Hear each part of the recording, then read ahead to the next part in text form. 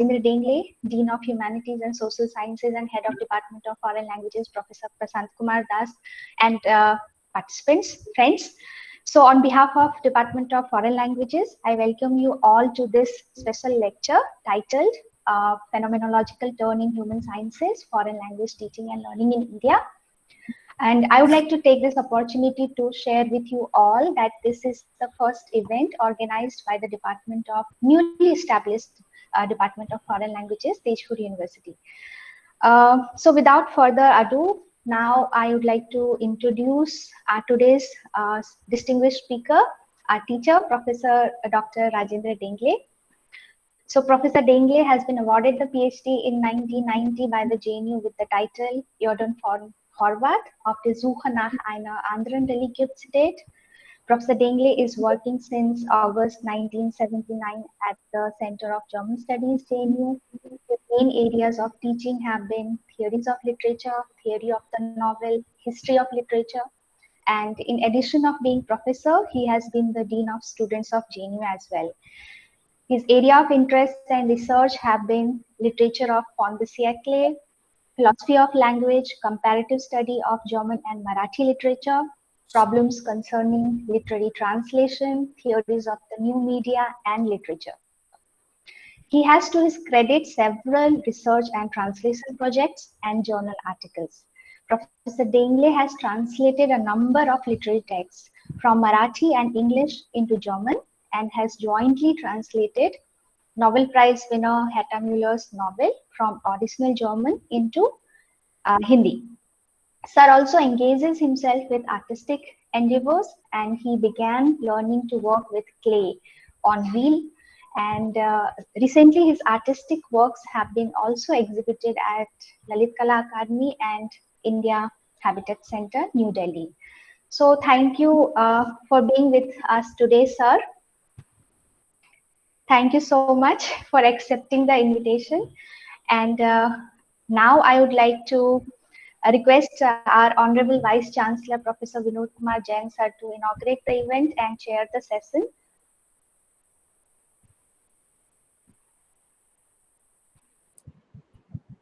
Thank you, Dr. Pallavi. As you have just mentioned, that this is the first event being organized by the Department of Foreign Languages, which is the newly established department in Tejpur University. And as you know, and Professor Dengle has been also somewhat instrumental in encouraging us in establishing some new departments.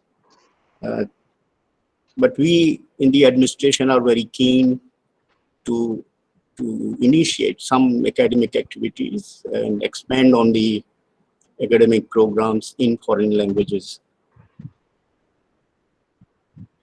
The title of the talk, which you have just mentioned, Pallavi, the Phenomenological Turn in Human Sciences.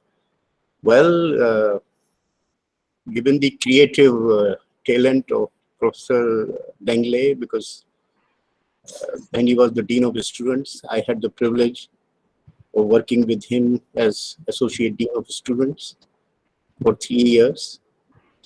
And we have known each other for last 20 years or so.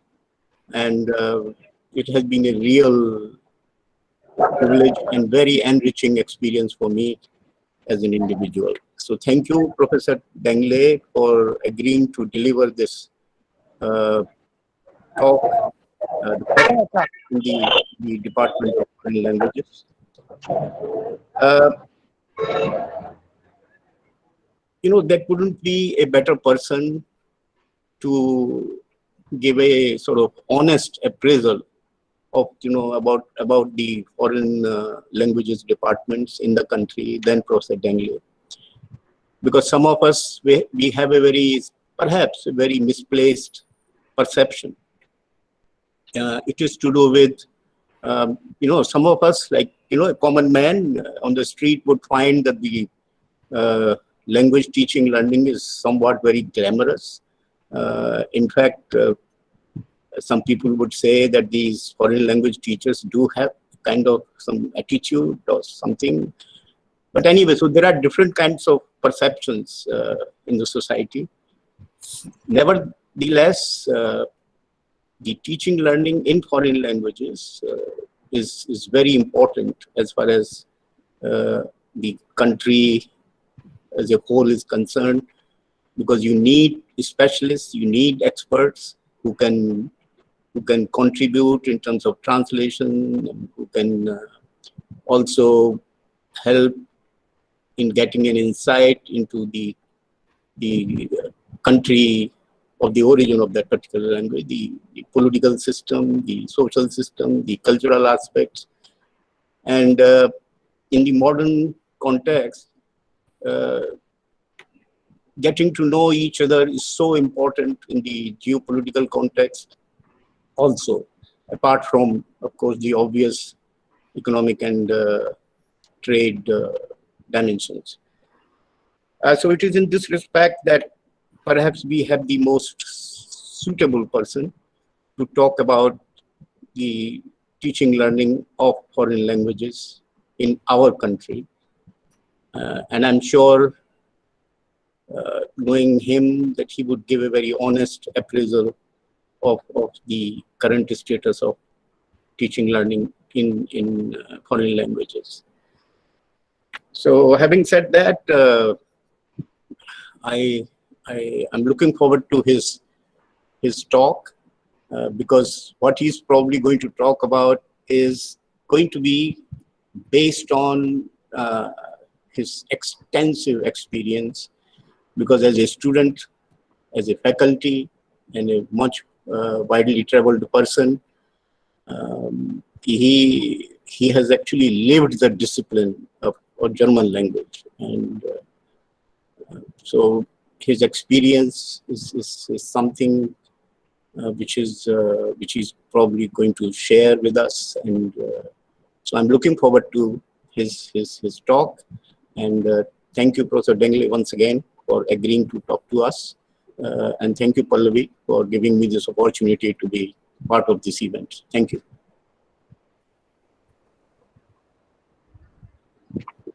Thank you so much, sir, for your kind words and for your support. Now I would like to invite Professor Prasant Kumar Das, sir, to kindly take the charge as the moderator for this event, sir. Thank you, Pallavi. Good morning, sir, Vice Chancellor Jain, and good morning, Professor Dengle. We were set up as a department, we were established in February, and the pandemic has disrupted our plans somewhat. But this is the first event, as Pallavi announced. And so without further ado, may I request Professor Dengle, a friend of the newly established department, to kindly give his talk. I see the participants have all muted themselves. We'll have an interactive session at the end. And you can also write any queries that you have in the chat box. So thank you. And now over to Professor Dengle.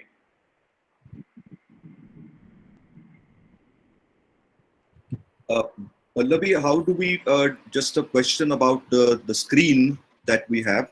I mean, I see several windows here. So what is it that you want me to do?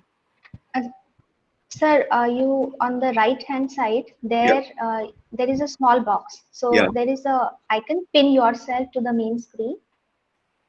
Remove tile. No, sir, pin yourself to the main screen. The main screen. More options. No, because I see several windows here. What is it that you want me to do? Please tell me. On your picture, sir, there is a icon. There is the pin icon. Pin yourself to your main screen. That's right. Yeah, yes, sir. Okay. Is that it? Yeah. All right. Good morning, everybody, and thank you very much, Professor Jain, Vice Chancellor, Professor Das, Dean, and dear Dr. Pallavi, for your kind words of introduction and the invitation to deliver today's special lecture. It is indeed an honor to be with you to congratulate you not only on establishing the Department of Foreign Languages, but also for wanting to develop a vision for its future growth. I feel privileged to share with you some thoughts on how such a department could define its identity, the tasks, and the challenges which teachers and students of foreign languages face, and to reflect on a possible trajectory of its growth. Ladies and gentlemen, I remember a conversation I had with Professor Jain when he was the Vice Chancellor of Doon University on the possibility of engaging colleagues and students of the School of Languages there interactively with what one may call a philosophy of communication. Philosophy of communication by going into some aspects of the kind of impact Edmund Husserl's crisis of the European sciences has had on the understanding of human sciences. And I'm happy I can do a bit today, albeit under the so-called new normal conditions, though it was a pleasure to see some of you, for it would have been a different story altogether to meet you face to face on one of the most picturesque campuses I've ever visited in this country. What a strange situation this lockdown has been, hasn't it? Forced to live in a bubble, as it were. Just you and yourself. Watching the endless film on the screen of your mind when you tire of watching Netflix. And yet, learning to embrace the newness of this situation, the pause it has created. And one is reminded of the story of the Greek geographer Pausanias, who is credited with locating the spot where the two rivers, Lethe and Mnemosyne, the river of forgetting and the river of remembering, come so close that you cannot distinguish between the two. In a sense, the situation is ideal to explore the space prior to the cogito, to engage with the confessions of Augustine, his dialogue with himself, the realization of the temporal character of human existence, the nature of language, language in day-to-day communication, language in literature, and to engage with the profound reception that Augustine has inspired, be it Husserl, Heidegger, Gadamer, Buber, Flusser, or Ricoeur. And in spite of the situation, there seems to descend upon you a sense of relief and hope and optimism that a profound perspectival change may hold a promise of some new beginning. Now, as you know, it has been said that I teach, and I've been teaching at the School of Language, Literature and Culture Studies, a name that the school acquired a few years ago. Till then, it was simply School of Languages. And I was talking at the Jindal University a few months ago, and I've said it there about the task of the foreign language teacher. So some of you might have heard what I'm saying right now. So this change in the nomenclature, raised some serious issues and questions as to the identity and the tasks of a foreign language teacher then. The name of the school may suggest, as it must, it's a university school after all, and a university has to create separate disciplines and then take pride in its interdisciplinary approach to education. JNU has a different school called School of Arts and Aesthetics, and has announced a new School of Indian Classical Dance. So the name of my school may suggest that the three areas, language, literature, and culture, are somehow separate disciplines, different from each other, and yet somehow they belong together. One began to wonder whether one was a mere quote unquote teacher of a foreign language, or of translation, or of culture, civilization, social history, theory, or philosophy. Having taught and interacted for some years now with students at different levels of the various programs of study, trying to explore the possibilities of creating meaning together, intertextually, dialogically, trying to experience, to see the truth of one subject matter in terms of the other subject matter, and vice versa, one could perhaps describe the experience of a teacher of foreign languages in such a situation as liminoid. Somewhere along the way, it dawns on him that he has become a perhaps, or perhaps always was, a liminal person. To use the term of Victor Turner, as a threshold person. Liminality, stemming from the Latin limen, meaning a threshold, a concept used by the folklorist Arnold van Gennep, which Turner, the anthropologist, took up to describe modes of modern existence. Turner wrote The Forest of Symbols in 1967, which included the essay Betwixt and Between. I quote him, "Liminality served not only to identify the importance of in-between periods, but also to understand the human reactions to liminal experiences.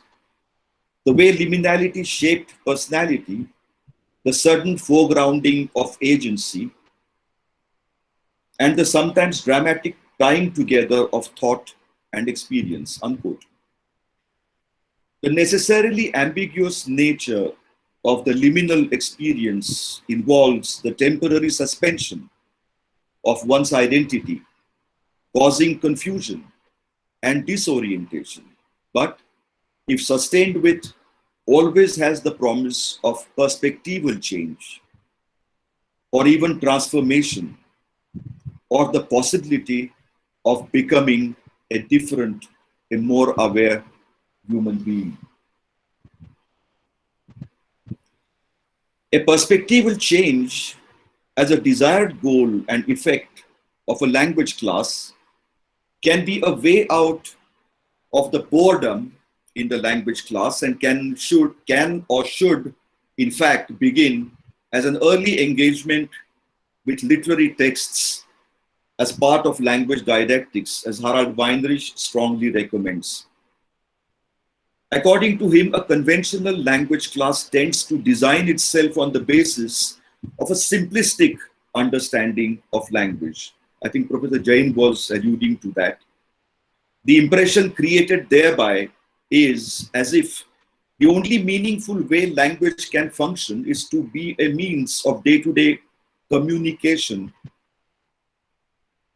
Language understood this way appears as if it is a given, as if it is a given to the human subject, a system of rules, an instrument to be used in order to achieve a desired goal.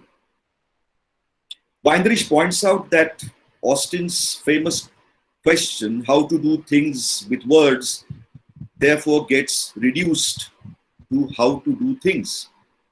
And language that is taught and learned ceases to be that which has the ability to inspire and encourage an understanding of the complex inner experiential world of feelings and emotions of two different human subjects when they talk to each other. Students of German literature may remember what Faust says, wie ein Geist zu einem anderen Geist spricht.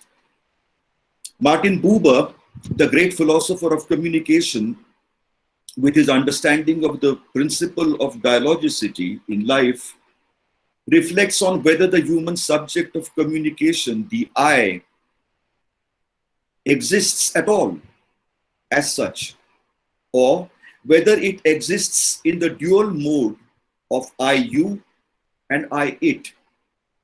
Whether the I who communicates with another I is aware that he has this choice, and also of the consequences of the choice he makes.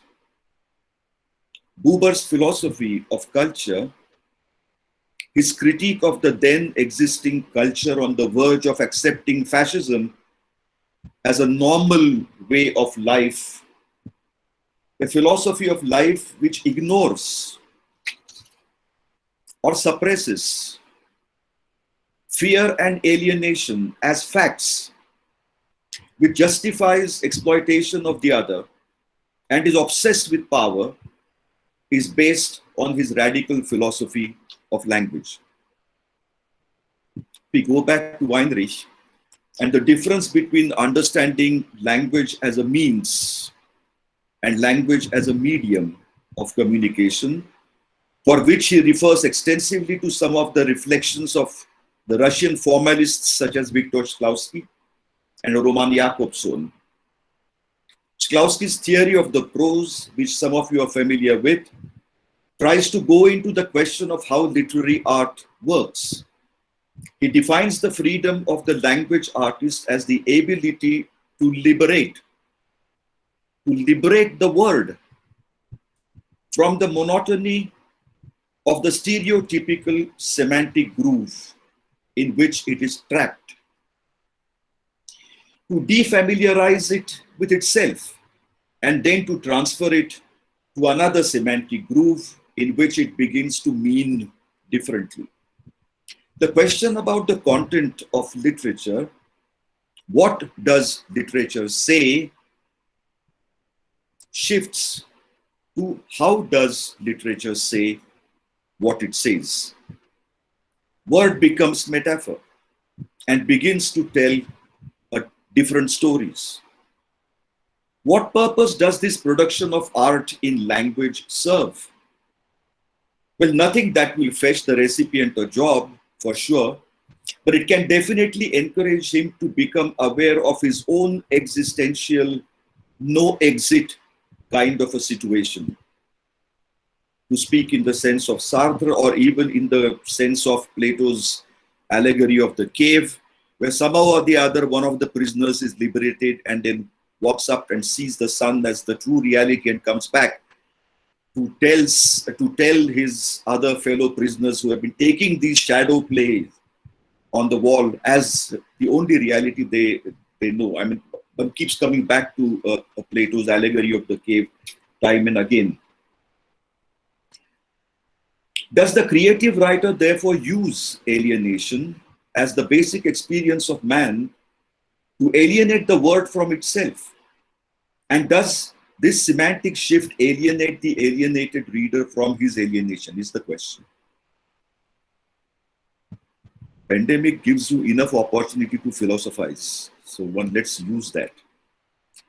It would indeed appear so, but all readers, everybody, probably not. It would seem as if it's only the initiates, the ones who have crossed the threshold of denial and have accepted that things are not what they appear to be, that they have been stuck in a web of prejudices, of conformism, people who are disconnected with and in their culture, those who have become attentive to the importance of participating in the act of experiencing, for it seems there is no other exit. Hermann Broch, the great Austrian writer and thinker, we have an expert of Hermann Broch sitting in our midst today. Hermann Broch calls the unreflected use of words kitsch. Adorno calls it jargon. Eugen von Horvath, the author I worked on, had the privilege to work on from the Weimar period, calls it a lie. Fritz Mautner writes a whole critique of language. Hugo von Hofmannsthal's Chandos stops writing as he finds that language has failed as a medium of communication, and Mautner's Buddha goes into silence. But Chandos begins to write again. After sharing his problem with his friend via a letter, Buddha begins to speak again after finding that Subhadra, a friend who understands his teaching of no self as love. And thus, in short, the journey of language as traced by some of the language philosophers begins with a pessimism as regards what the language has become, and skepticism as to what she can accomplish. It then enters into the crisis mode, and then language finds herself again, reborn, with a new trust in herself, a new confidence. The crisis is overcome, and with a renewed trust in her ability to connect with other human subjects and their inner worlds, creating a new human being and a changed perception of reality, leaving the world of entropy and creating a neg-entropic mode of IU communication with the other as self, the other as myself. To speak in the sense of Wilhelm Flusser, the great media theoretician whose family was annihilated in Auschwitz and migrated to Brazil and became a philosopher of communication at the University of Sao Paulo. And in this sense, Harald Weinrich suggests at the end of this chapter that cultivating an insight into the phenomenological hermeneutics of literary communication into an aesthetics of reception of everyday life should form an integral part of the didactic toolkit of a language teacher.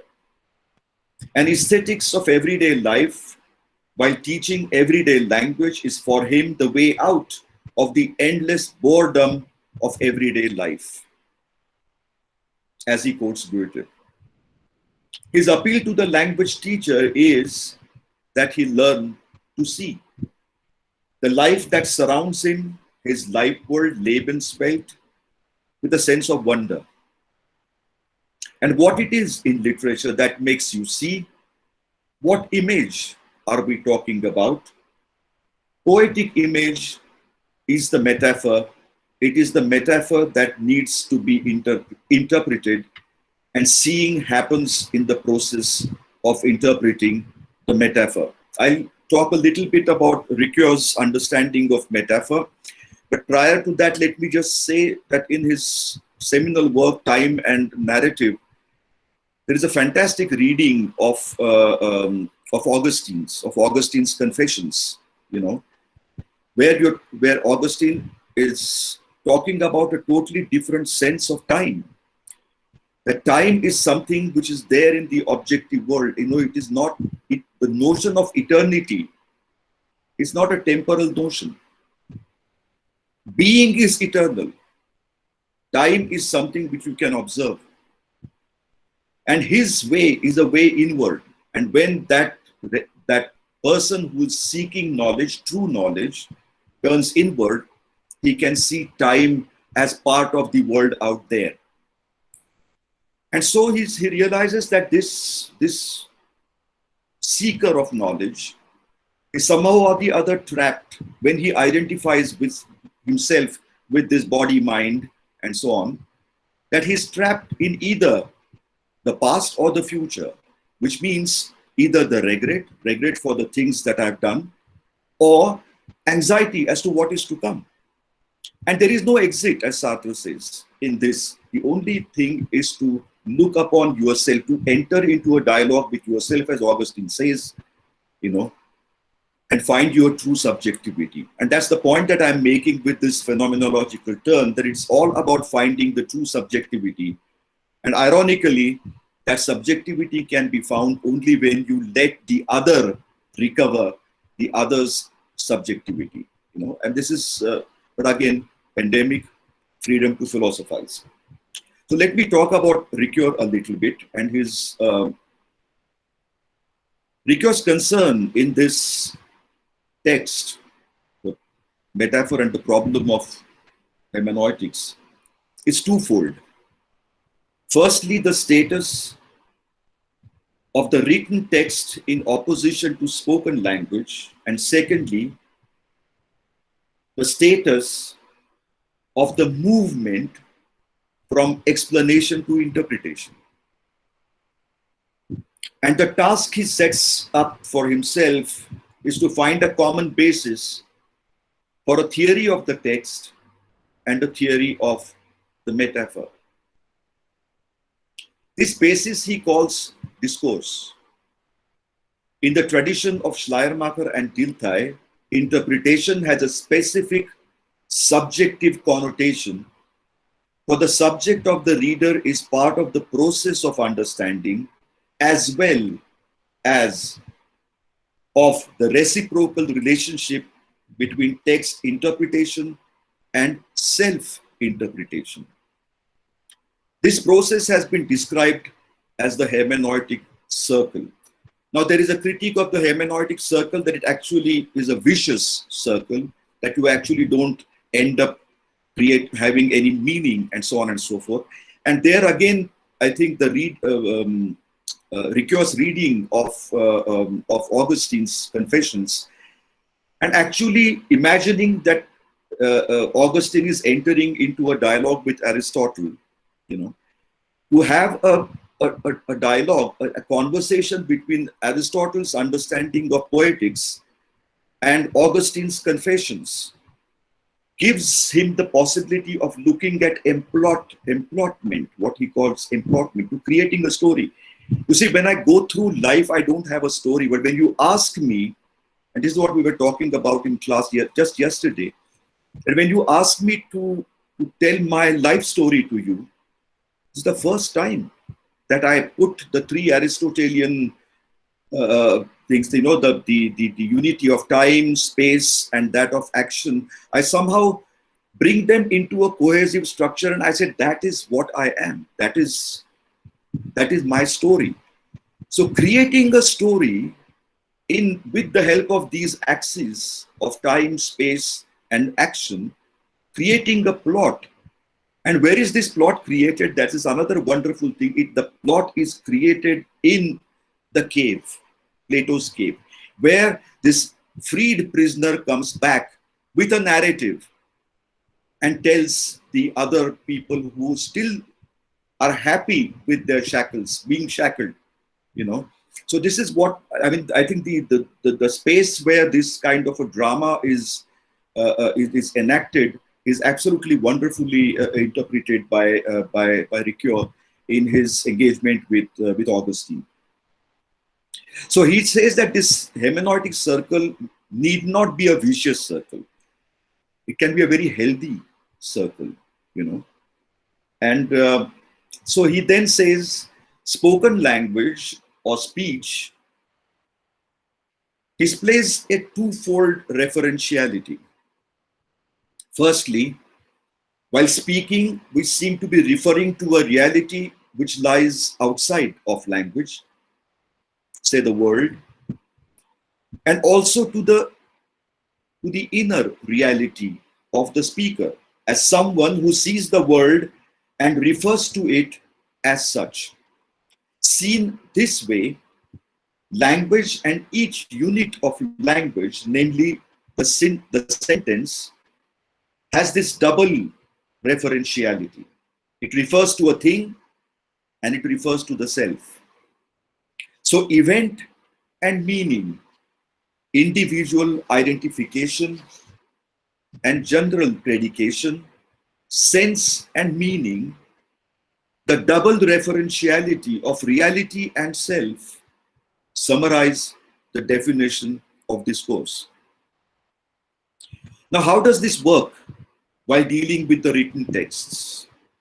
With literature, now we are in the classroom situation where I have understood this theory. Now, what do I do with the metaphor?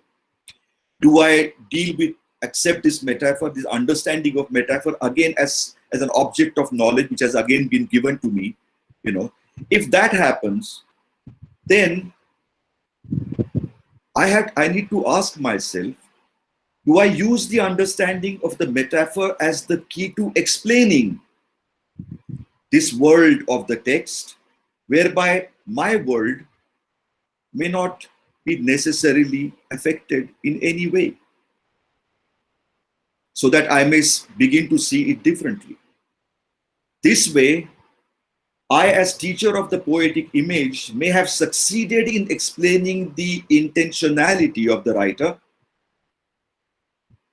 I may have succeeded in explaining the technique, how a literary work of art has been produced, without letting my own guard down.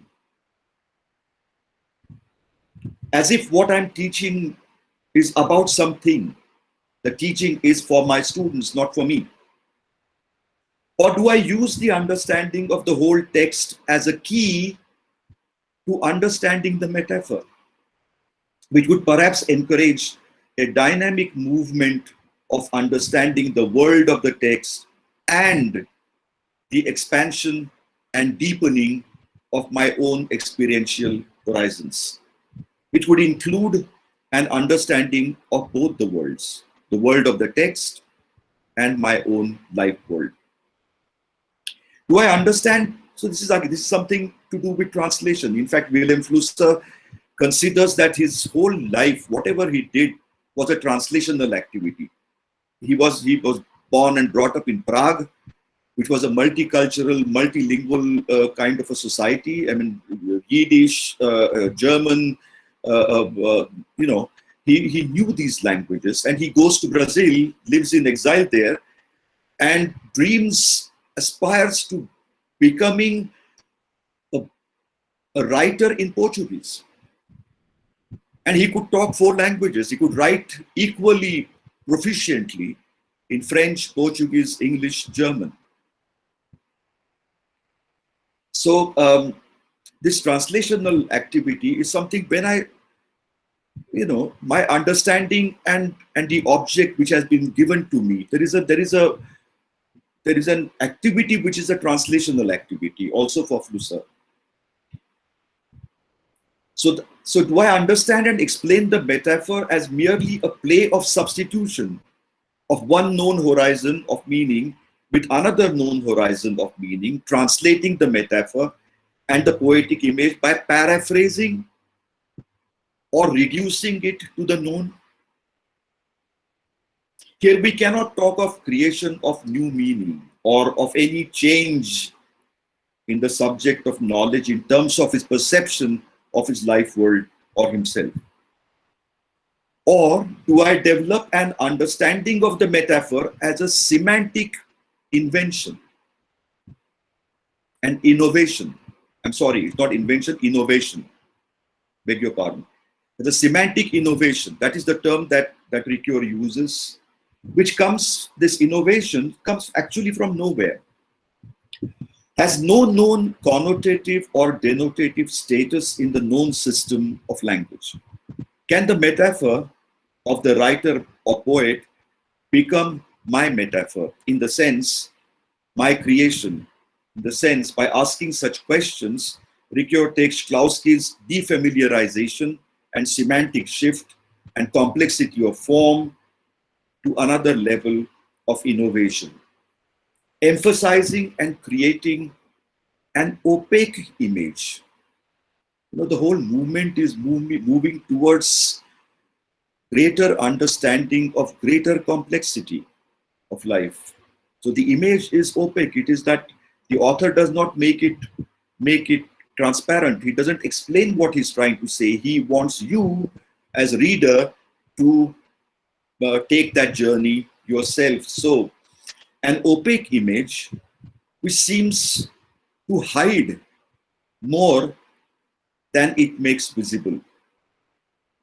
And therefore that opaque image inspires the reader, observer, recipient to exercise his or her power of imagination evermore. Now I'm going to, as you might have seen, I'm looking at the growth of a department of foreign language, beginning with literature and a different understanding of language.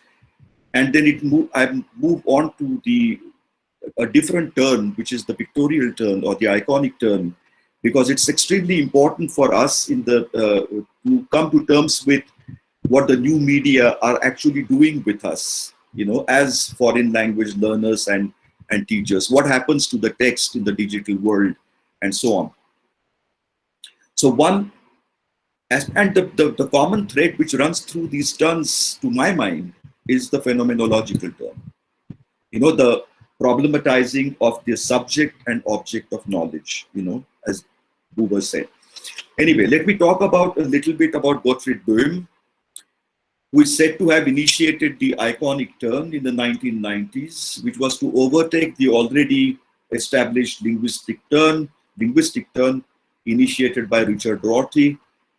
In his seminal text, Die Wiederkehr der Bilder, The Return of the Images, Böhm discusses the complex tension between image and language, particularly in European modernity. His thesis is that, historically speaking, the growing interest in the image as oscillating between cultural figuration and agony of the real coincides with the growing uncertainty of the knowledge and truth claims of philosophy, and obviously with the evolution of modern art itself. Some of the philosophers who contributed to this shift from the belief in a strictly linear, logical, conceptual, naturalistic representation of reality, in German you have the term Wirklichkeitssinn, to a mode of the plausible, in German Möglichkeitssinn. According to Böhm, these philosophers are, among others, Kant, Kierkegaard, Nietzsche, Freud, Wittgenstein, Husserl, and Heidegger. The image, the power of imagination, the metaphor, the intuition, began to draw serious attention as sources of knowledge, as Hans Blumenberg in his Metaphorology was to proclaim that philosophical thinking, I quote him, philosophical thinking was duty bound to be metaphorical, unquote. Metaphernpflichtig. What is a metaphor? What is an image? As artistic creations, they are not photocopies or reproductions of the so-called real. The great painter Paul Klee says, I quote Klee, art does not reproduce the visible. Art does not reproduce the visible, rather it makes visible, unquote. Kunst gibt nicht das Sichtbare wieder, sondern macht sichtbar. Art does not reproduce the visible, rather it makes visible. As foreign language teachers, learners, philologists, our basic triadic model remains speaker, speech act, listener or author, and text, reader. And the perennial task of the teacher remains that she develops this metaphorical competence, which is also the ability to read, to listen, and to see. While elaborating the phenomenon of seeing, Böhm goes into the history of seeing. He refers to Konrad Fiedler, the art theoretician of the 19th century, who thought it was his task to free the seeing from its passive role from within the philosophic endeavor to acquire knowledge and to describe it as an active and self-determining activity. Acknowledging the role of phenomenology of Husserl and his students like Fritz Kaufmann, Eugen Fink, Roman Ingarten, Böhm, while defining the eye as the window, moves on to discussing Merleau-Ponty's The Eye of the Spirit. What is important for our discussion in his thesis that to see is to be seen. The seeing body is simultaneously the visible body. It is a twofold seeing. Its dual belonging to the order of the objects as well as to the order of the subjects makes it a place of intersection where reality is construed. And this is the location of image or the metaphor. What connects the metaphor to the way images are structured? Böhm cites the wonderful verse from Rilke's second Douzaine elegy, Almost Deadly Birds of the Soul, to show, I quote, all efforts to normalize the metaphor, domesticize it, normalize the metaphor in language are destined to fail, unquote. It requires a special act of thinking, as Lukács in a different context would call it, or a different power of imagination, as Flusser would urge us to look at.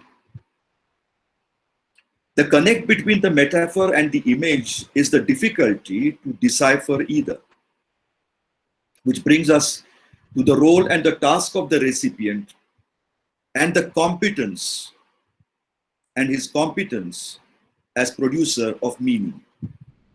Böhm cites how Danto sees the power of the metaphor as a rhetorical figure of an incomplete conclusion.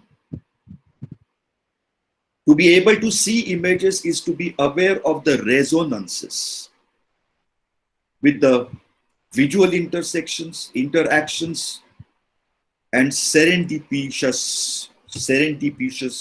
synthesis. These figures are called enthymemes. It's a wonderful word, enthymemes, which highlight the gaps in the regulated syllogism. And it is precisely the incompleteness, the openness, and polyvalence of their form which attracts and compels the reader to get involved. I'm slowly coming to the end of my presentation by talking about one other philosopher of liminality. I find him extraordinarily exciting because he's so important in today's world of migration. You know, many people are engaged in doing their research projects in the literature of the migrants, the post-memorial literature, and so on and so forth. Bernhard Waldenfels, I think, is an extraordinarily important philosopher of liminality. There is much that one can learn from his writings. In Ordnung des Sichtbaren, here only the connect with the visual and the written and so on. In Ordnungen des Sichtbaren, orders of the visible, while mulling over the puzzle of seeing, he quotes Merleau-Ponty, nothing is as difficult to know as what we really see, unquote. Is there therefore an unconscious seeing which does not know that it sees and what it sees, or is seeing only then real seeing when it transforms into a consciousness of seeing? It's a methodological shift. What we talked about earlier, you know, Shklowski and so on, this question of how, it's not just the act of seeing, but also simultaneously reflecting upon what is seeing itself, developing a consciousness of seeing. Also, while pointing out that there is a chasm between seeing and knowing, he takes the earlier Paul Klee quote further to both include the observer-reader and to draw attention to the importance of his or willingness or ability or competence to see. Quote, the artist obviously not only makes visible, but makes you see, but first and foremost makes himself see. So the onus is on both the creator and the recipient and the created work of art. This seeing obviously involves a synthesis of what Waldenfels calls recognitive seeing. Recognitive seeing. And seeing. The first seeing is small, the next seeing is big, capital S. Seeing, which does not take you to another world, but brings into effect a different perception of this very world. This, our world, appears as another world. No longer a world complete in itself, but as a world which is just about to emerge. In German, this beautiful term, im Entstehen sein, world about to emerge.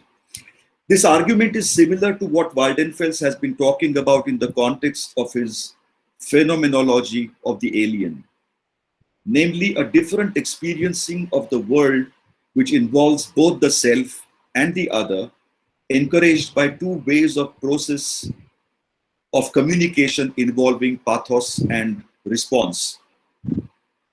Interpreting and understanding the metaphor as image, interpreting and understanding the metaphor as image requires imagination. That's the last point that I'm making.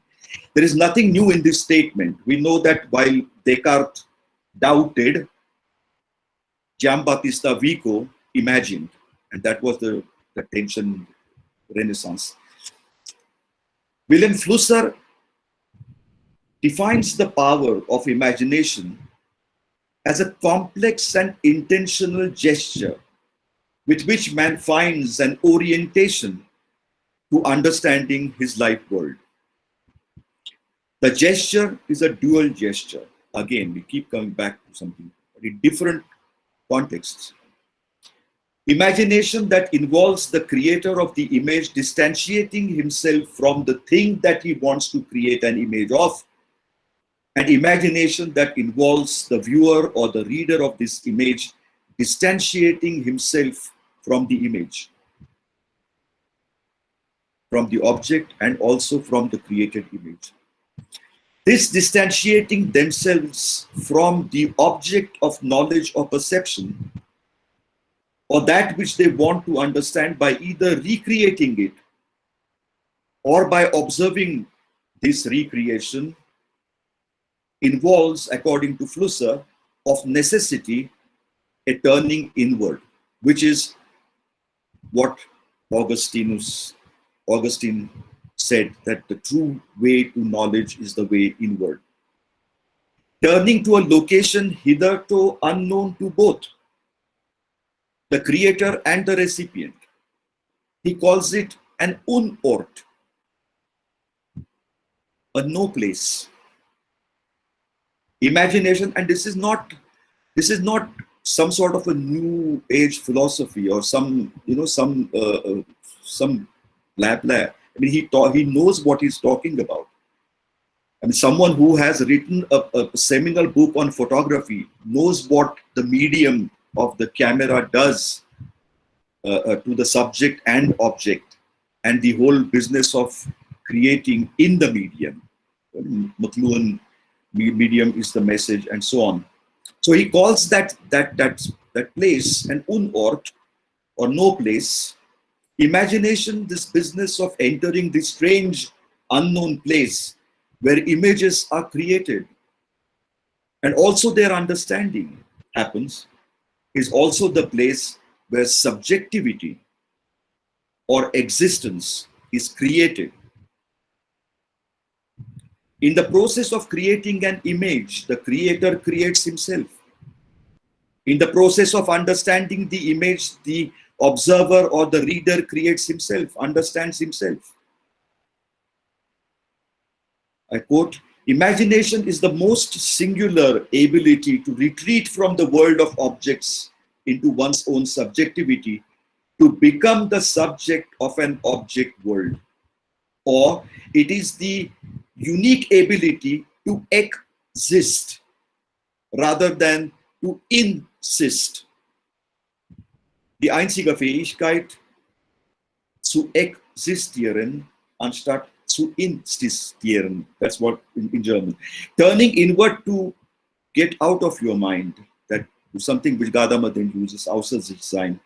To become aware of what is going on between your ears, in your mind, as a conditioned projection, as a text that is being constantly written, a text without the author, a film without the director, which is being constantly projected on the mental screen, a film without the director.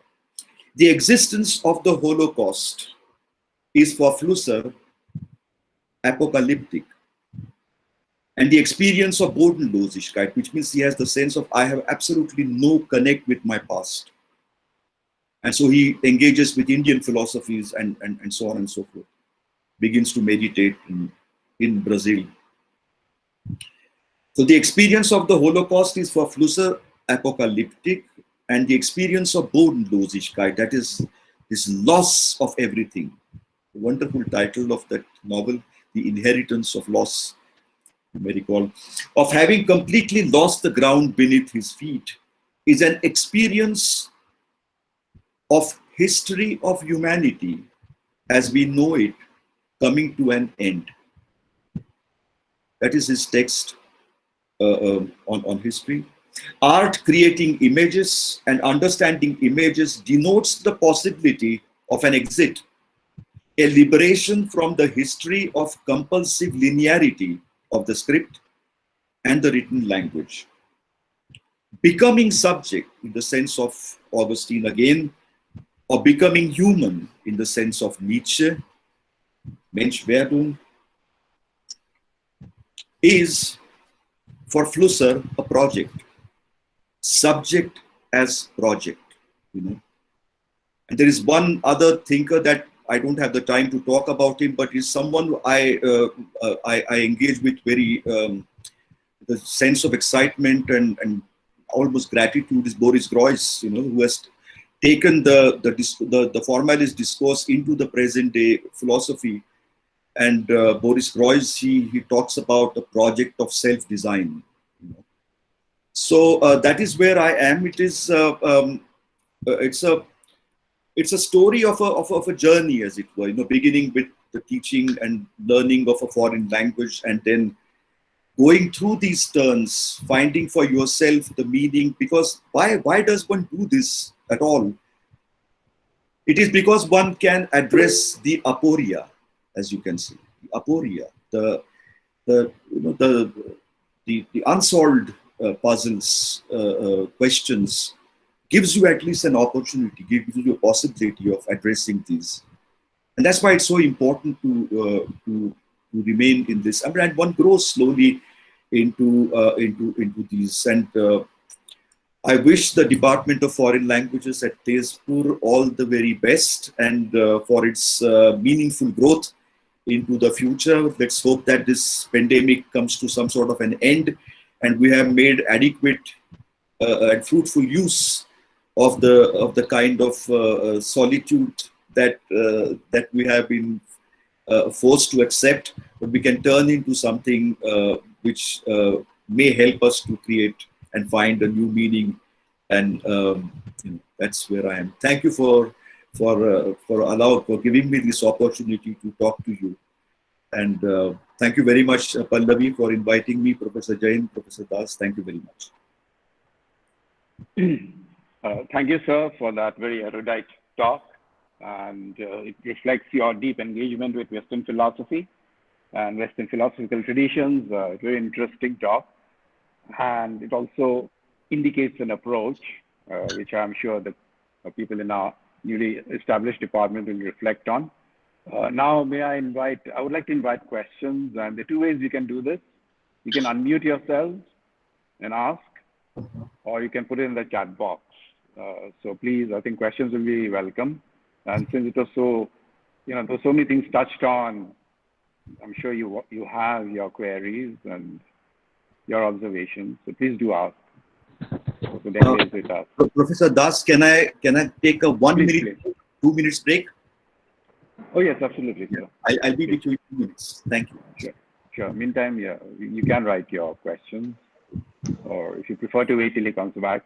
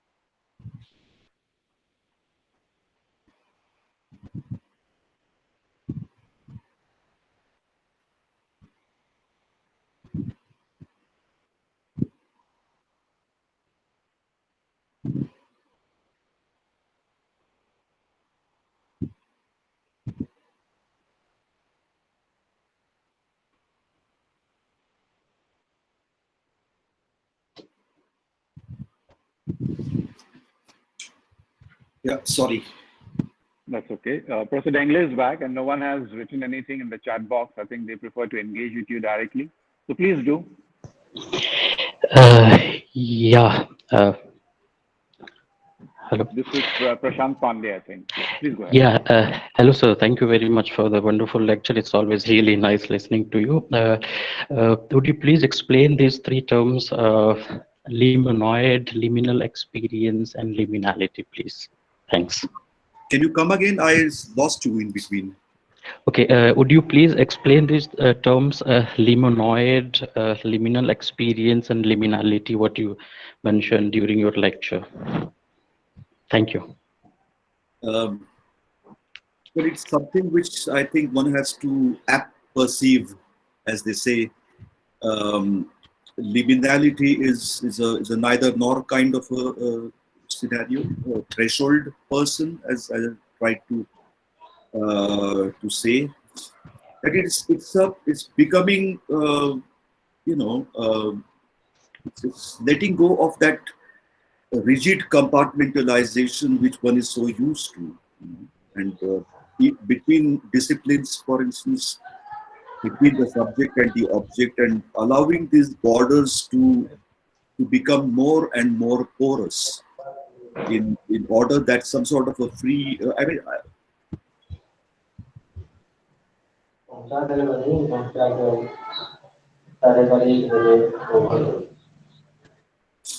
I'm not sure the audio is clear.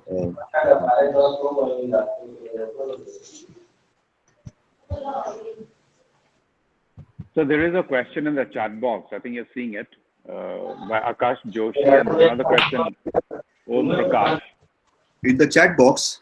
Yes, sir, in the chat box.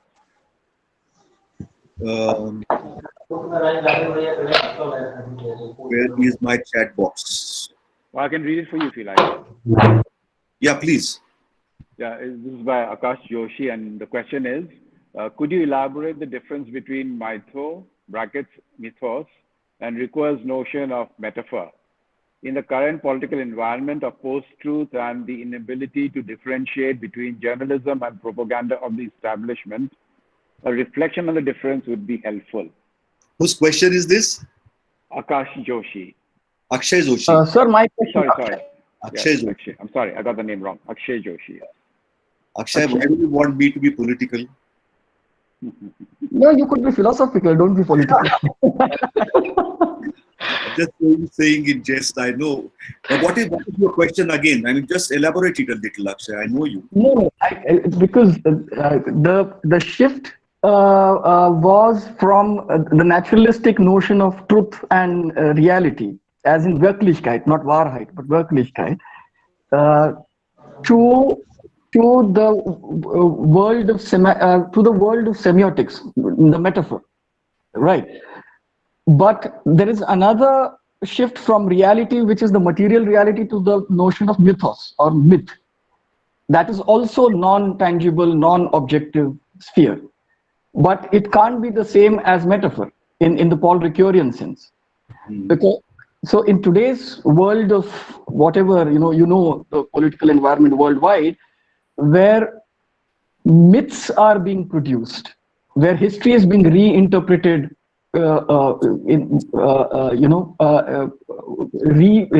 repaleted in a sense, or even the reality is repaleted, and new myths are being created about past, about identity, about whatever legitimate existence. In that sense, your thoughts on the difference between metaphor and myth, which are both distanced from, different from the naturalistic notion of reality, in that sense.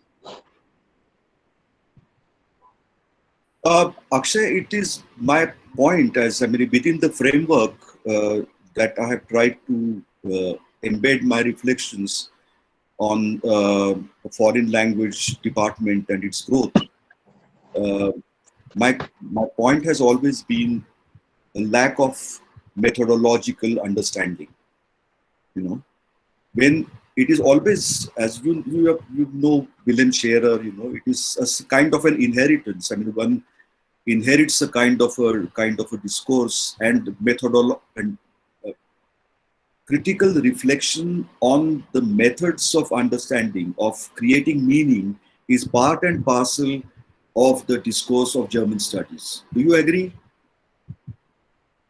Yes, sir. Yes, sir. Yeah. Now, that is something when we are talking about establishing a department of foreign languages in India. That is the point that I'm trying to make. That awareness has to be there right from its inception, and then what you are talking about, will be an open-ended thing. I mean, you can't sort of decide at the beginning what the end would be. That would be completely un-Benjamin-like. No?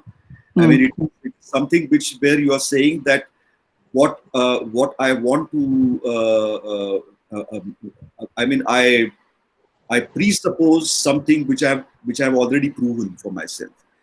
That is not the correct understanding of metaphor or creation. See, I was talking about embracing the new, embracing the unknown. There is that openness. This is you've also read. We know, we are familiar with Popper as well. The enemies of open society, and something. See, the shift in the European context is from this sort of a professional philosophizing to a philosophizing which is called Lebensphilosophie, which is the philosophy of life. So the philosophizing begins with my experience. So you may have a perfect sense of order, and you ask me to accept it. I can accept it as a subject, as a discipline, perfect order, perfect system of philosophy beginning with logic, epistemology, metaphysics, aesthetics, theology, and so on. Perfect system. But it doesn't sort my problems out at all. In that inner reality, I continue to be discontented, and that was Nietzsche's problem, that my inner does not correspond with my outer. Is it possible to then inculcate in ourselves a kind of a methodological understanding whereby I become increasingly aware of my no-exit situation, as I was talking about with Sartre. So it's if I'm creating a new myth, with a sense to manipulate opinion, to influence opinion, then I'm in the same mode of knowledge is power. This sort of what I have tried to present to you has nothing to do with power, because it deconstructs this business of an obsession with power. It doesn't do that anymore. Does that answer your question in a sense? Yeah. Thank you. Thank you. So there's another question here from Yes. Om Prakash, and I think you'll find this very interesting. First of all, he thanks you for your excellent talk. And then the question is, I was wondering if liminality can be used in the context of the role of a literary translation. Can the translator be seen as a liminal person negotiating between two literary traditions? Yeah, excellent question. I mean, there is absolutely there are absolutely no two things about it. I mean, because you see, I'm sure Om Prakash, I mean, I know Om Prakash, so I mean, I'm sure he's referring to Benjamin's task of the translator. And I've tried to argue that the task of the translator presupposes the fulfillment of the task of the reader. The translator is the reader first, you know. So it is that reader has to actively participate in this process of creating meaning. It is only then that his translation, and then he is not bothered whether that translation is true to the original. And this kind of a stereotypical criterion of judging whether the translation is good or bad doesn't exist anymore. Now, this may have the danger of saying that, you know, whatever I have translated, you know, you accept it as the translator. That is not what you are talking about. Liminality, again, is, I mean, I heard an absolutely wonderful talk many years ago, which defined, which I've shared with some of you also. It defined enlightenment as a colon, Aufklärung als Doppelpunkt. You know, enlightenment as a colon. You know, the two dots. Enlightenment not with a full stop, but enlightenment as a colon. So the space between these two dots is, you know, is a process where it has to be kept alive. You know, that hin und zurück, that to and fro business, and that is something which liminal. So you see, you can't take your freedom of translation for granted. You have to go back to finding out whether your understanding of the text. Like, for instance, I mean, we have discussed it perhaps in another context where, you know, and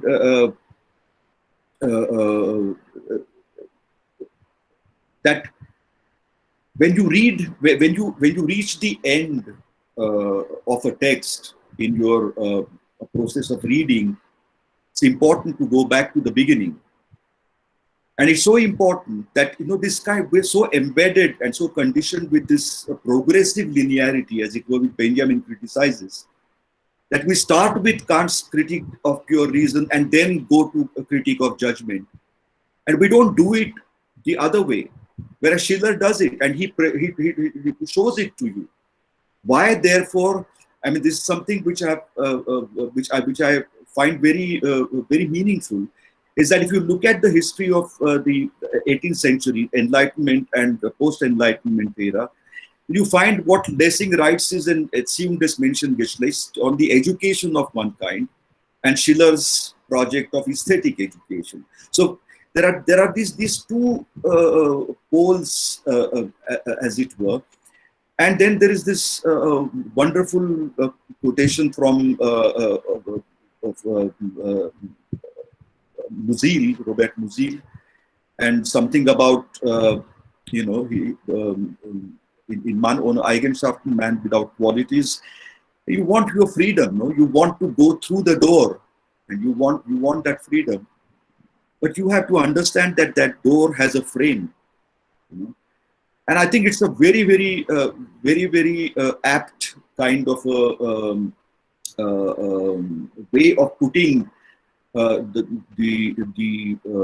situating and contextualizing the engagement of the reader, the translator, the interpreter, and the teacher of literary texts.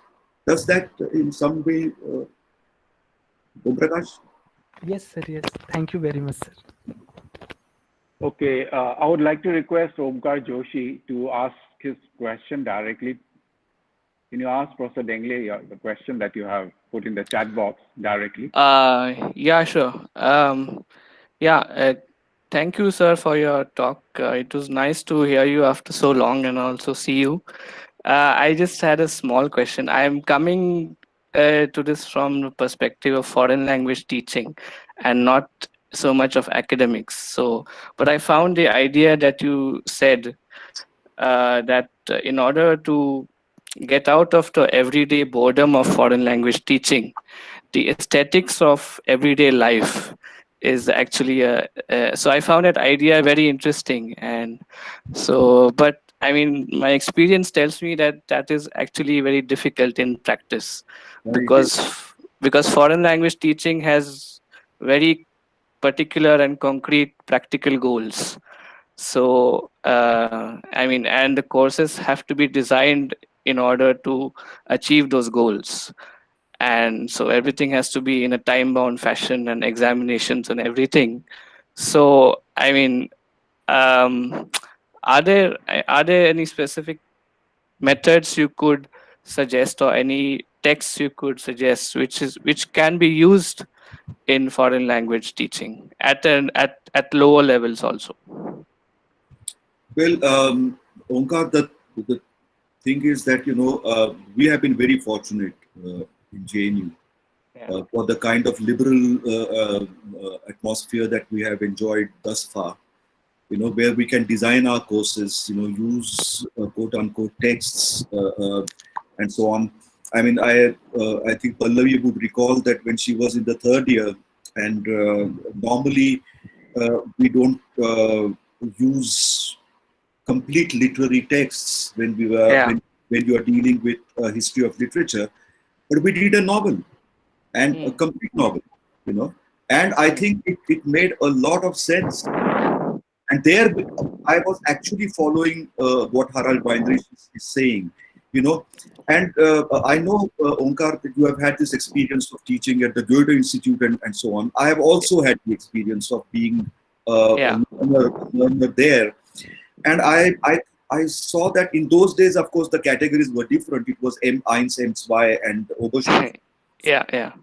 But beginning with M1, and I always faced flack from my teachers in Matsundar Bhavan for being too fast.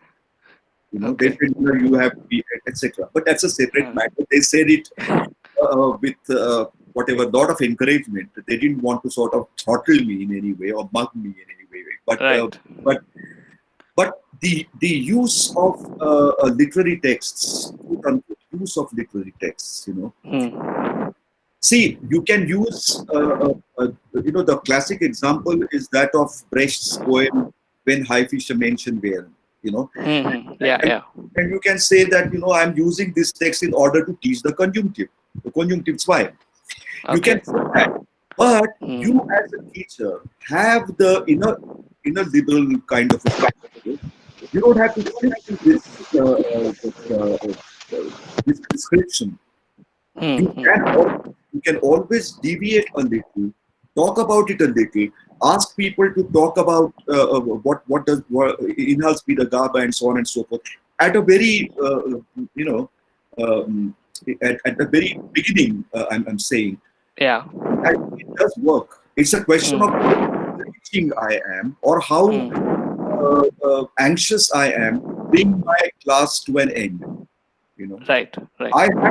I have to see the whole business of change and transformation is a spatial, and that is how it says that, if you identify the time, you're not going to change.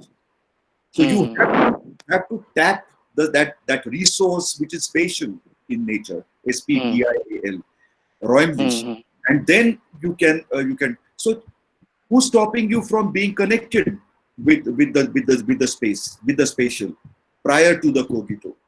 May the institution may say you have to finish your syllabus. Okay, I'm doing it, but at the same, no one is stopping you from encouraging your students in a way whereby they also get this opportunity to make that journey inward and touch upon that space prior to cogito. Sounds utopian, I know, very difficult, but no harm in trying. And I think there are some recipients who are extremely receptions dürftig and freudig, all who really want to sort of respond and not merely react. Depends, it goes both ways. Yeah, yeah.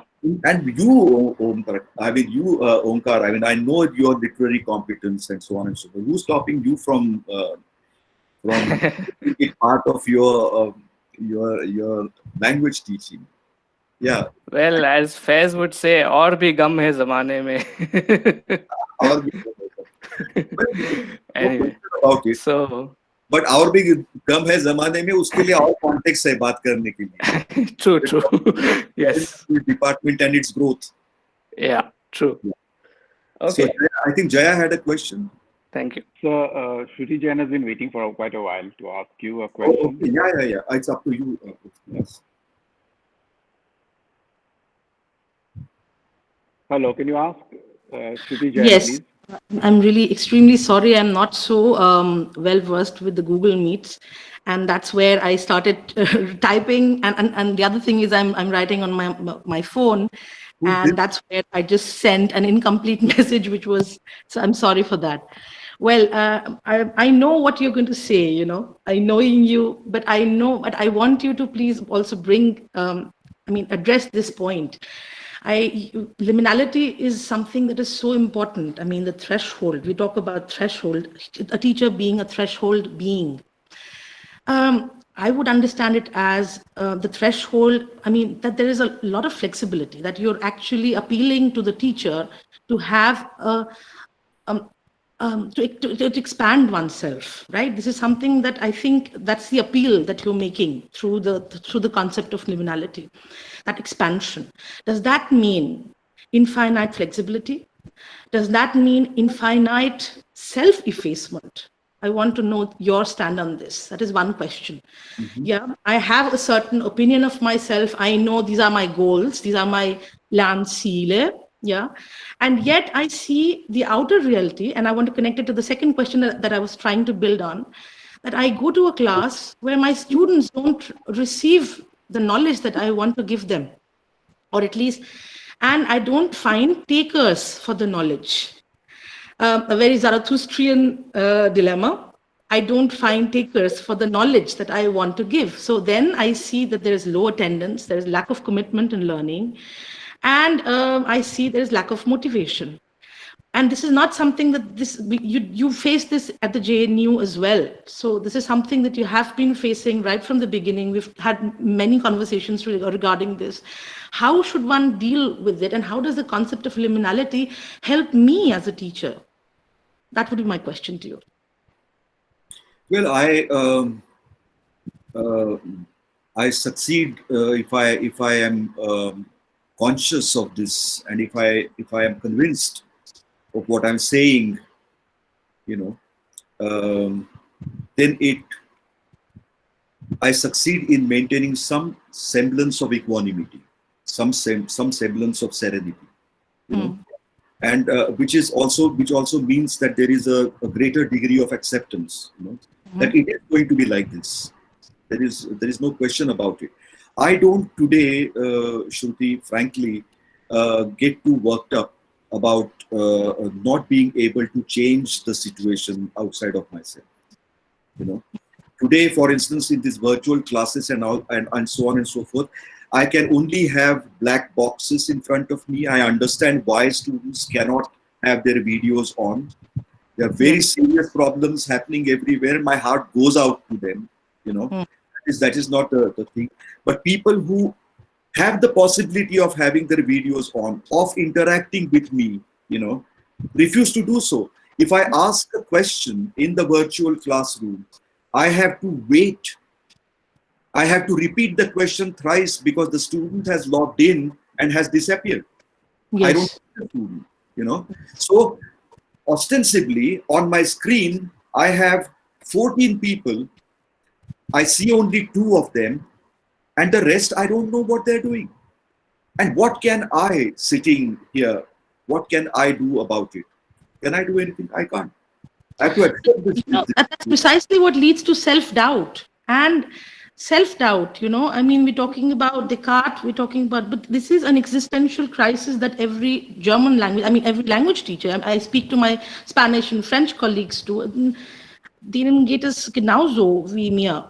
And I don't know, where are we lagging? I mean, do we need to address maybe other questions as well, as in the relevance, the relevance of learning languages, perhaps? Why is there lack of motivation? I am now out of that context of Goethe Institute, even JNU, yeah, and I am trying to work here at the JGU, and I actually have to fetch my own students. I don't teach literature, of course. I do only language courses. And yet, students, in spite of making things clear, everything doing methodologically correct, according to me, according to my training, I still feel there's a gap, and I'm not able to bridge that gap, There are students who are excellent, who sit there and they're so sincere, and that's why my classes are running, actually. But then there are students who won't come, no matter what you try. What do you do there? And I'm sure there are other colleagues here and other my commilitone and have.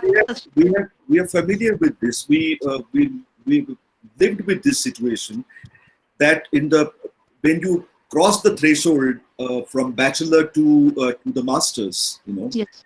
And you make a conscious decision. It's not something me who has sort of imposed it upon you.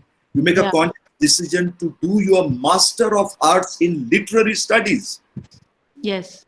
And at the end of the 4th year, and that is at the end of your junior MA, if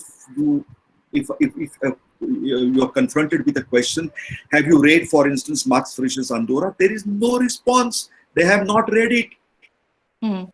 And this is something which I cannot possibly digest. But today, I know that it is going to be like that. Yeah, aise hi rahega. That there are some people who will read something, and the thing is, if students have read some other, I'm not insisting on Andorra, just an example. But if someone brings to the table the reading of a particular literary text, I walk that mile because I know I'm going to learn from it. I'm going to benefit from it. And I read that text and I talk about it in class. You know what I mean? Yeah. So, and without any expectation of some sort of a return of sense of gratitude or whatever, nothing of the kind. But if someone is reading something else, I can include that something else in my oeuvre. Whereas something which is a canon of German studies, in German literary studies, even that canon is not followed. Then where do you go from there? It's just the state of affairs as it is. But I think the colleague that we had occasion to interact with using theatre, I think my colleague in Pune, Manjari, used it also. Theatre, I have benefited it from immensely from doing Hörspiele, radio plays, and theatre, and so on and so forth. We had an extraordinary teacher who would then read out stuff, who would spend that time with us to do to correct our intonation, diction, Pausierung, where you pause, and so on and so forth. And we did it. So there were the classes, whatever, 4 hours a day, and in the evening we would meet for rehearsals of these radio plays or theatre or whatever it is. And not ironically, but as luck may have it, I still remember the texts that I learned by heart in the 70s. I still know them by heart. So it is, and I'm not saying this as whatever self-profile, and that's not the point. The point is, it works both ways. The teacher has to simply keep offering possibilities and doorways, exits, and so on and so forth. Not everybody. I mean, we were a class of 14. How many people participated in theatrical activity? Maybe 4. Maybe, yeah. Right. Okay, so Thank you so there much. is so there is Milind Brahm, I think its name. Milind If I got the name, if I got the name wrong, from IITM, and he has a question. So may I ask him to ask you the question directly? I will. And then, And how much time do we have now? Maybe you can take one more question. That'll Okay. probably be the last one after this. Last, Yeah, Jaya Khatri has been waiting for some time, so yeah. because I think Milind will have a. No, Anyway, go yeah. ahead. Thank you very much for a very, very interesting lecture. My question is actually in continuation with Om Prakash's question about the translator and liminality. And it's also connects with what Shruti is trying to ask. So it's simply, can we say that liminality and an openness to ambivalence or ambiguity become in fact modes of praxis of foreign language learning and teaching? In the sense that what struck me in what Shruti was asking was liminality, I think, not as a concept, but liminality as a mode of being, as a mode of praxis. And in that sense, I think, Raju, when you replied that the teacher has to keep offering without probably thinking of the outcome, I think that is what it means to me, the openness to liminality and ambivalence. Thank you. Now, I just want to say, Milind, that this business of liminality and I mean, for translators and students who are doing translation and so on and so forth, I always recommend that the foreword of the translator is so important. Om Prakash knows this. The thing is, and it's the same question. I mean, if it were to be a question only of knowledge, then one literary history, you could put a full stop. But you are not putting a full stop, you're putting a colon, right? You are saying that there is a need for a new look at the past, and that is that wonderful for the preface by Boyton and others, which I keep recommending to students. They should read it. Why is it important to let go of these old ideas where you have Aufklärung, enlightenment, storm and stress, and so on and so forth? That's kind of an epochal kind of a consciousness. Instead, you look at the 18th century as a unit with all its contradictions, which is a completely, and then while doing that, you're bringing in the other, as Boris Eichenbaum said, das Literarische and das Außerliterarische. You get these things together, the literary and the not so literary. You can bring these things, and then you find that the same literary texts that you had have a different meaning because they have been recontextualized. What I'm saying is, why is there this necessity to translate Proust as a challenge again and again and again? Now, it's a nightmare to translate Hertha Müller.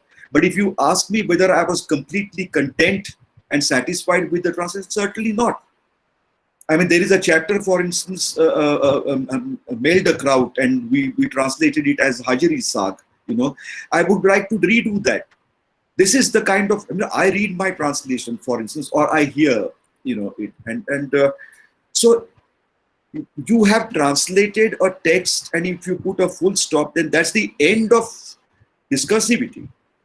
You translate a text and keep it open-ended, and if there are other things, then you find that you can be maybe part of a team which is going to translate Hertha Müller all over again into Hindi. And I would love to be a part of it, not as the main translator, but I would be, be definitely there to interact. That is how I think knowledge, becomes mobile in a positive sense of the term. Not putting an end to something, but keeping it alive. Does that? Okay, and now I'd like to invite Jaya Khatri, and I think that'll be the last question. We can go on all day, but I think there's a need to bring it to an end also. Yeah, okay. First of all, thank you so much, sir. It took me back to my old JNU days. Thank you so much for this presentation. Am I audible, sir? Yeah. Hello? Can you introduce yourself? Jaya. Jaya. Okay. Yeah. Okay. Thank you so much for this presentation, sir. I have just one question. You said that as a foreign language teacher, we should allow the students to explore the subjectivity of the text and interpret it itself. But if supposedly I am introducing a literary text to a student who hasn't studied yet literature, and this is for the first time when that student is in coming in like touch first time, it is his first time interaction with the literature, and there if I allow to interpret the text on its own and keep it open ended, having no close ended interpretation, it might create a problem for a Then you student couldn't, to understand it's that. as simple as that. I mean, the principle is that, there can never be a complete reading and reception of a text. So, I mean, I have always, maintained, like, for instance, when at children, we read, for instance, something like the Swiss Family Robinson, is my favorite example.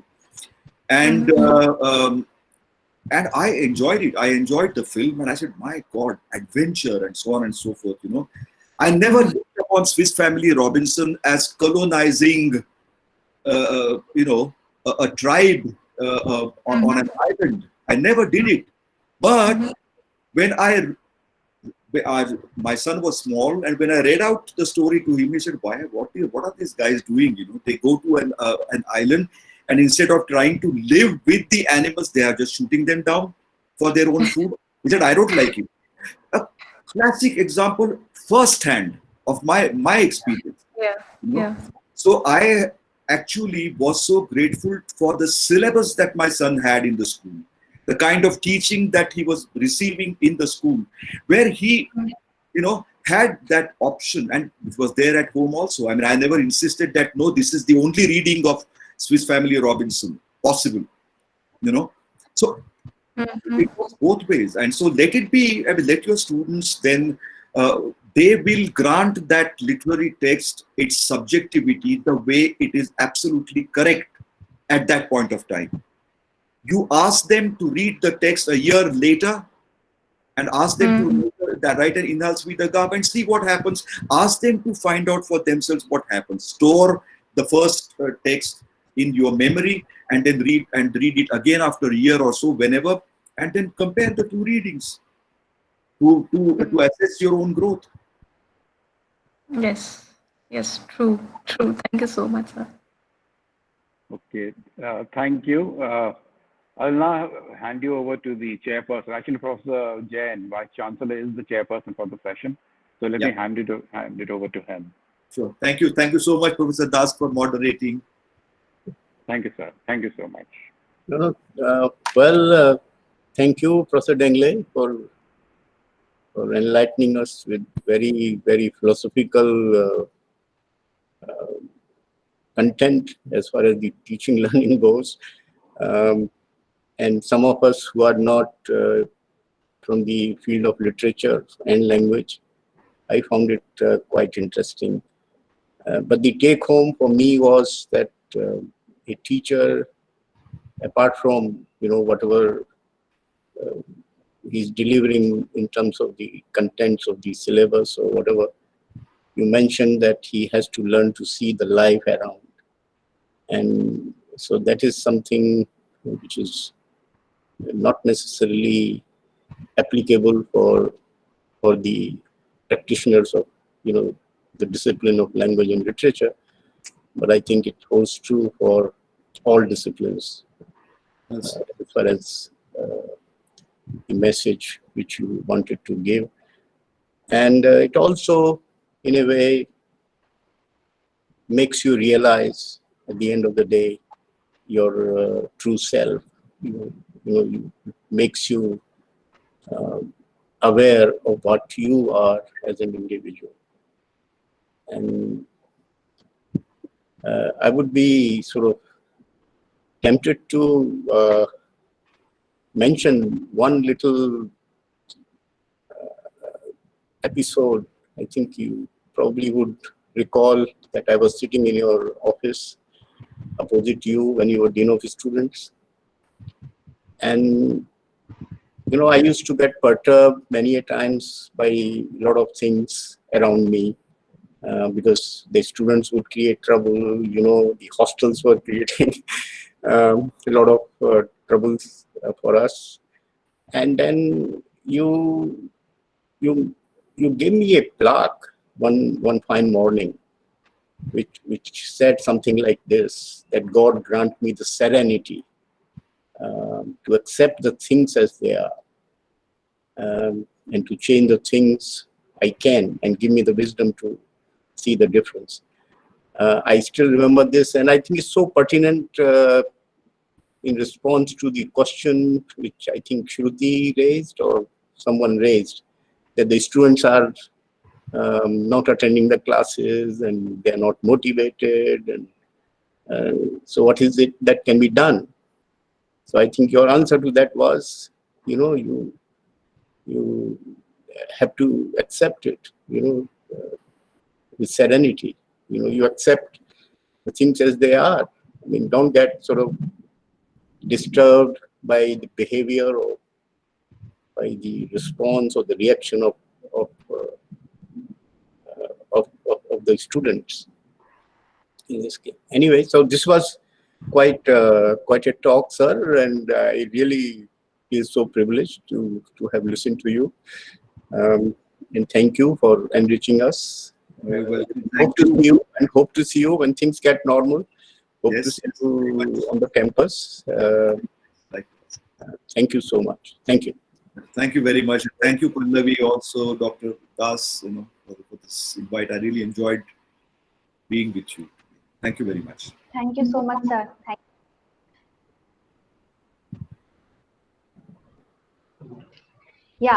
Sir, I would like to now invite Rathiri Chakravarti, sir, to extend vote of thanks. Okay.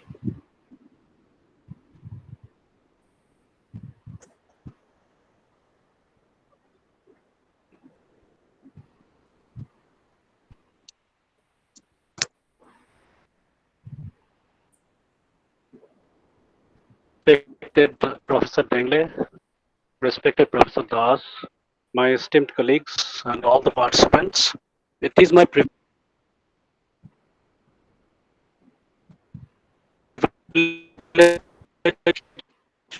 to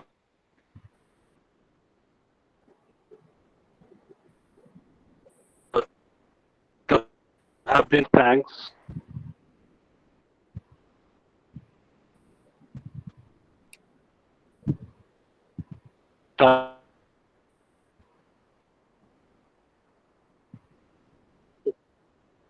Sir, your voice is I wish to breaking. express our gratitude to our head. Okay, maybe it's because of the network issue.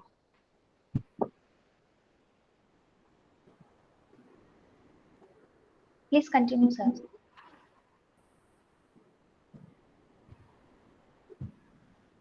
Am I audible? Your voice is breaking, sir. Your voice is breaking. Hello?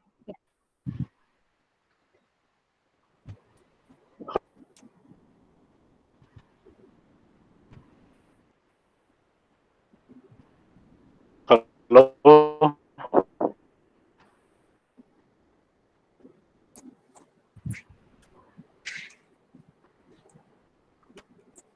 Hello? Yeah, We Chakravarti, are grateful to our honorable. Complete the vote of thanks here. Vice Chancellor, sir.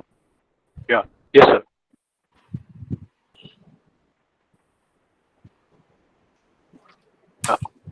I wish to express our gratitude to our head, Professor Das, for his cooperation and guidance.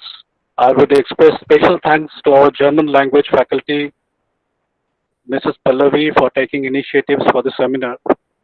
I must mention our deep sense of appreciation to Mr. Amarnath Shah for the technical support he extended during the session. Thanks to one and all. Thank you.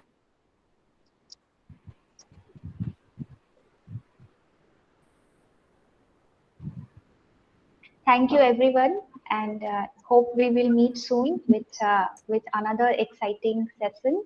And thank you so much, sir. Thank you so much. All the best. It was great to see you all. Bye. All the best. Bye, sir.